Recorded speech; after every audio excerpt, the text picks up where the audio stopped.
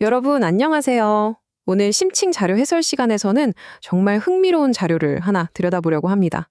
바로 비트코인 ETF의 역설, 식어가는 수요 대 장기적 성장에 대한 내용인데요.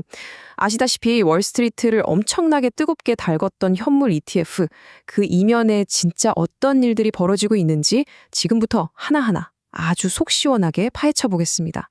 월스트리트의 비트코인 허니문은 과연 끝난 걸까요? 자, 이게 바로 이번 분석 자료가 우리에게 던지는 가장 핵심적인 질문입니다. 재미있는 건요, 월가의 전반적인 분위기는 여전히 되게 긍정적이라는 거예요.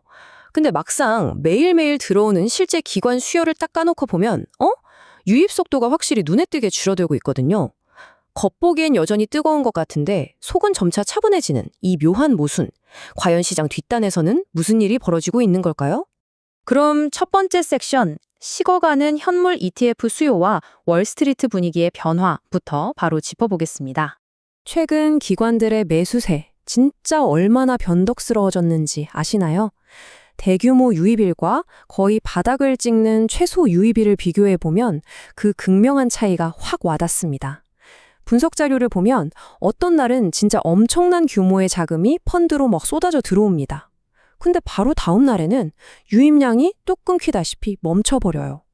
그러니까 기관들의 매수 수요가 과거처럼 꾸준한 게 아니라 하루하루 롤러코스터를 타듯 몹시 불안정한 흐름을 보이고 있다는 뜻이죠.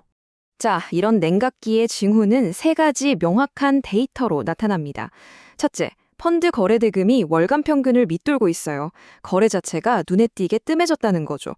둘째, ETF 프리미엄이 뚝 떨어졌습니다. 그리고 가장 결정적인 세 번째 포인트, 투자자들이 비트코인을 빨리 사려고 굳이 웃돈을 주려는 의지가 확 꺾였다는 겁니다. 그러니까 시장 참여자들이 더 이상 예전처럼 당장 사야 돼 하면서 조급해하지 않는다는 아주 확실한 신호인 거죠. 그럼 이렇게 단기적인 분위기가 가라앉고 있으니 시장 전체의 성장도 끝난 걸까요? 여기서 우리는 시야를 좀 더 넓혀볼 필요가 있습니다.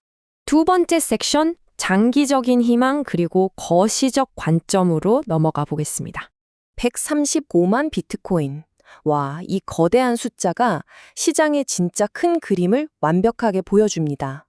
우리가 방금 전까지 하루하루 수요가 식고 변동성이 크다고 얘기했잖아요. 근데 그런 것 치고는 ETF가 싹 쓸어 담고 있는 비트코인의 총량은 무려 135만 개라는 엄청난 목표를 향해 아주 묵묵히 전진하고 있습니다. 당장 오늘의 거래량이나 프리미엄은 좀 빠졌지 몰라도 결국 금고 안에 차곡차곡 쌓이는 자산의 전체 규모는 아주 단단하게 우상향하고 있다는 사실이 데이터로 딱 증명되고 있는 거죠. 원문 자료에서는 이런 거시적 흐름을 딱 이렇게 평가합니다. 장기적인 포지셔닝은 여전히 건설적이다. 쉽게 말해서 단기적인 단타성 자금들이 좀 주춤하는 와중에도 덩치 큰 대형 기관들의 장기적인 축적은 흔들림 없이 계속되고 있다는 뜻입니다.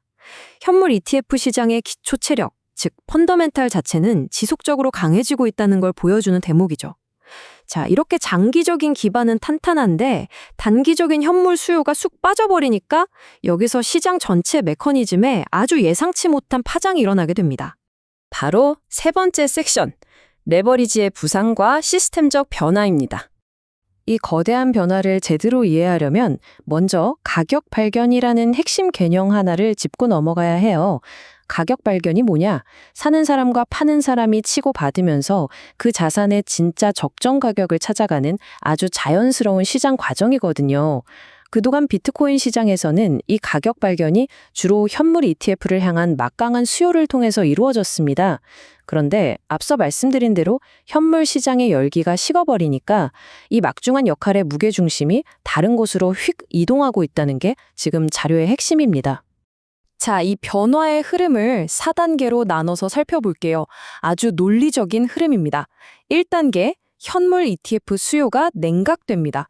그럼 2단계, 자산 가격을 정하는 가격 발견의 주도권이 현물에서 파생상품 시장으로 싹 넘어가 버려요. 이어서 3단계, 그 결과 파생상품 시장에서 포지션을 청산하지 않고 들고 있는 미결제 약정이 엄청나게 불어납니다. 자, 마지막 4단계는 뭘까요? 시장 전체가 레버리지에 극도로, 진짜 극도로 민감해집니다. 이 명확한 인과관계를 보면 시장의 작동 방식 자체가 완전히 바뀌었다는 걸 알 수 있죠. 단순하게 현물을 얼마나 사느냐의 문제에서 파생 상품과 레버리지가 멱살을 잡고 끌고 가는 아주 예민한 시장으로 진화해 버린 겁니다. 이게 그냥 머릿속에서 나온 이론적인 얘기가 절대 아닙니다. 자료에 언급된 가장 최근의 실제 시장 사례를 볼까요? 핵심 가격대 부근에서 터져나온 대규모 롱 포지션 청산, 그리고 그로 인한 매도세. 아시죠? 레버리지를 잔뜩 끌어다 쓰고 오른다에 베팅했던 포지션들이 특정 가격대에서 오르르 강제 청산되면서 말 그대로 매도가 매도를 부르는 현상 말입니다. 이건 지금 시장이 현물 수요가 어떠냐 하는 것보다 파생 상품의 레버리지 청산에 위험할 정도로 훨씬 더 민감하게 요동치고 있다는 빼도 박도 못하는 증거입니다. 자, 오늘 다룬 심층 자료를 종합하면서 여러분께 좀 도발적인 질문을 하나 던지고 싶습니다. 이제 비트코인의 다음 큼직한 방향성은 ETF가 아니라 레버리지가 결정하게 될까요? 현물 ETF라는 엄청난 이슈로 시작됐던 이 이야기가 이제는 파생상품 시장의 레버리지라는 완전히 다른 변수로 그 무대로 옮겨버렸습니다. 앞으로 시장의 진짜 흐름을 읽어내려면 과연 우리는 어디에 시선을 고정해야 할까요? 이 질문에 대한 답을 한번 곰곰이 생각해 보시길 바라면서 오늘의 심층 자료 해설은 여기서 마무리하겠습니다. 끝까지 함께 해주셔서 정말 감사합니다.